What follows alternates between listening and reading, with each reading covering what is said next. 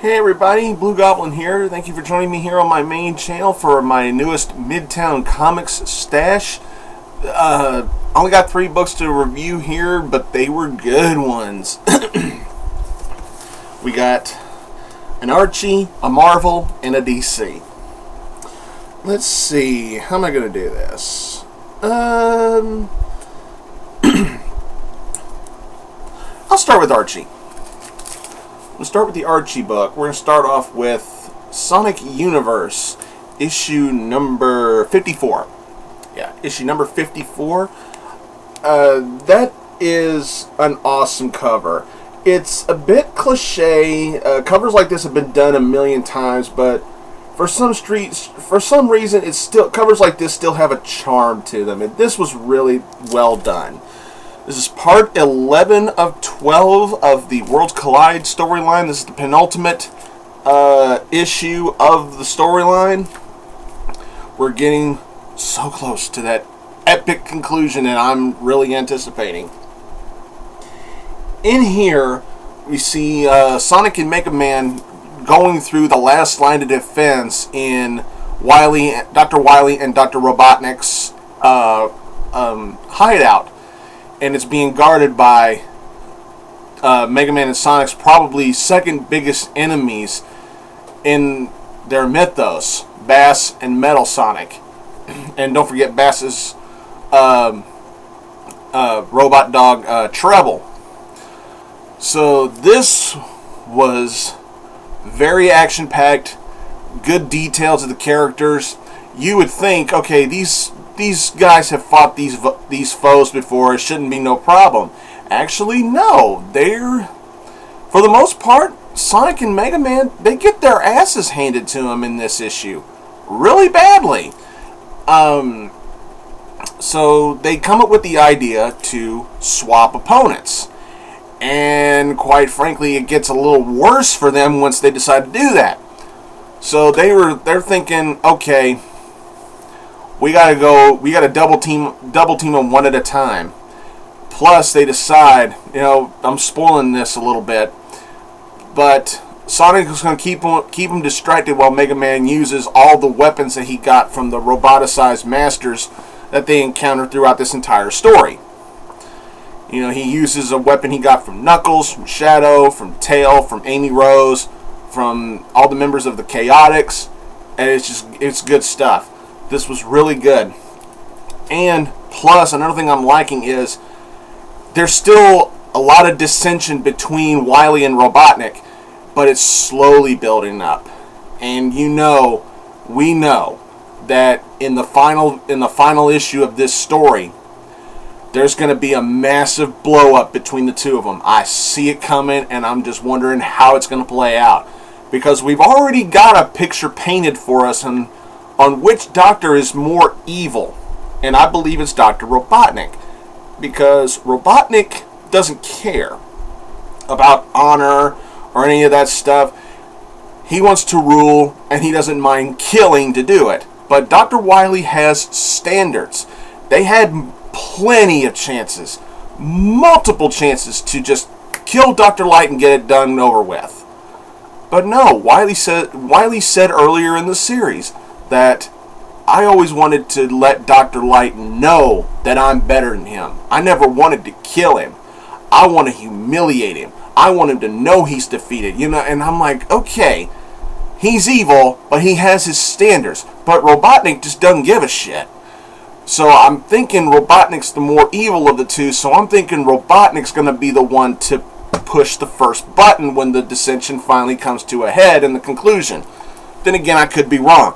This was very well done, good stuff, and of course, what good penultimate issue of a storyline would be complete without a massive, colossal, dun dun dun kind of cliffhanger. This was great. I can't complain about this at all. A solid home run for Archie Comics. I can't wait for the conclusion.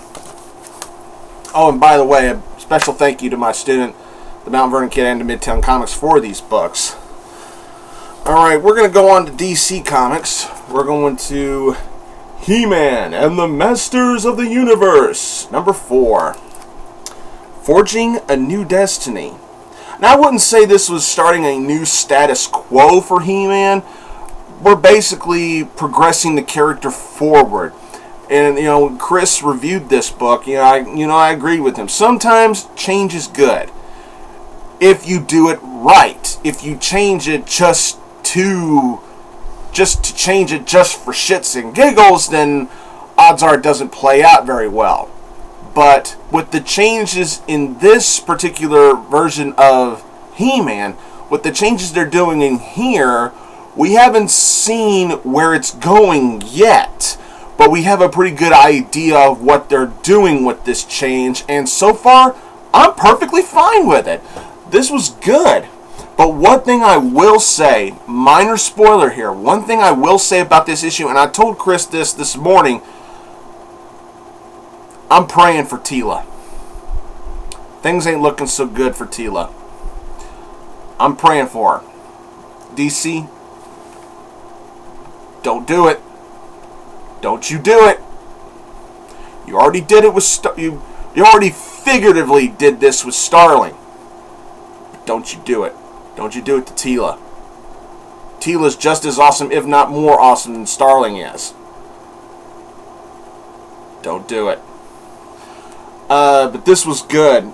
Seeing what He-Man does to administer this change in his look was really, really nicely done. He gets a big reveal from the Sorcerer, something that us old school, hardcore, child of the 80s He-Man fans already knew, but he's just now learning it. So to him, it's, but to us, it's like, we already know. But you gotta take it for what it is in terms of how the story's being told, and it's good. So far, this series is still just paying off very well. I can't complain. This was good. I love the interior artwork. The writing was well paced, good solid flow. You get emotionally connected to Teela in here as well as He-Man.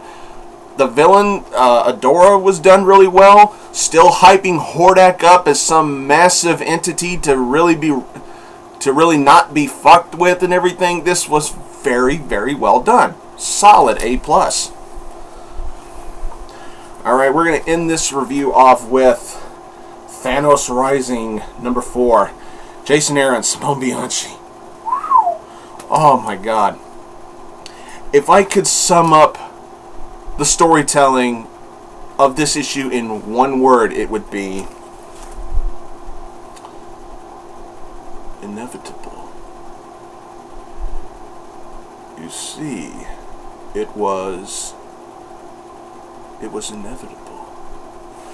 We get the big reveal of who Thanos is doing all these dastardly deeds for, and I'm like, okay, with trying my best not to spoil it, but I'm kind of making it obvious.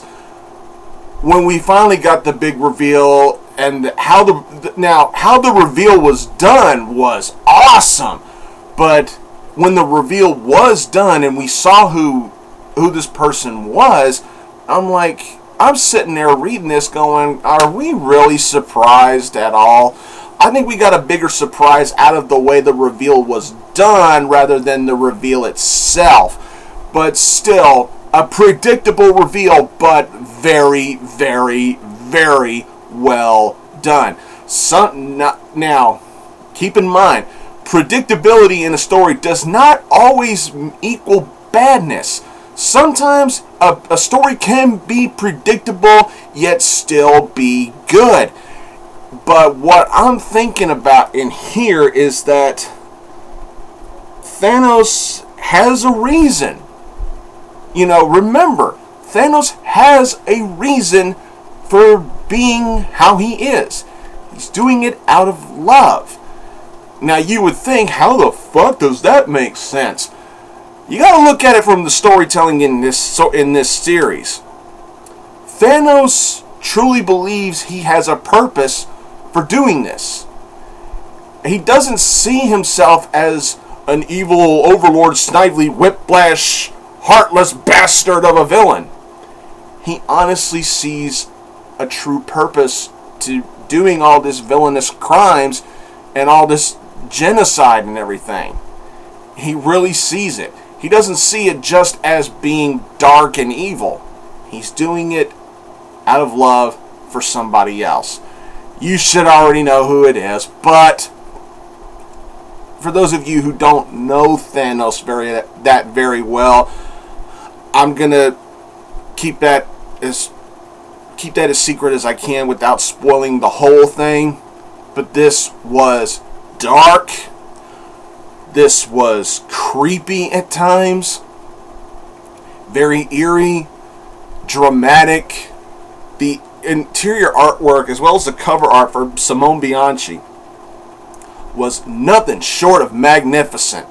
Jason Aaron, once again, nails a solid home run with this series. I loved it. Can't really complain at all.